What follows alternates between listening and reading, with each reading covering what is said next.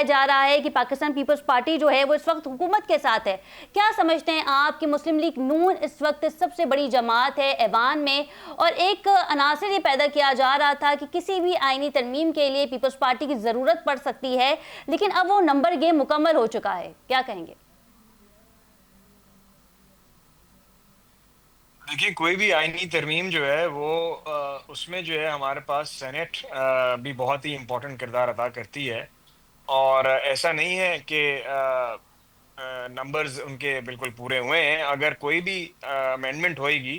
تو اس میں یقیناً جو ہے پیپلز پارٹی کی ضرورت پھر بھی حکومت کو پڑے گی. اور جہاں ہمارے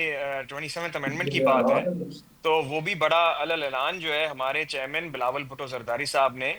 ایک سماجی ویب سائٹ کے تھرو وہ خود ڈکلیئر کیا تھا کہ ان کے ساتھ کانٹیکٹ ہوا ہے اور کچھ باتوں پہ بات ہوئی ہے. اور اس کے بعد کیونکہ پاکستان پیپلز پارٹی ایک بڑی ہی ڈیموکریٹک پارٹی ہے اور ان کا ایک پورا پروسیس ہے جس کے تھرو سینٹرل ایگزیکٹو کمیٹی کو کال کیا گیا اور وہ ساری چیزیں جو ہے سینٹرل ایگزیکٹو کمیٹی کے ممبرز کے سامنے رکھی گئی اور اس میں یہ فیصلہ ہوا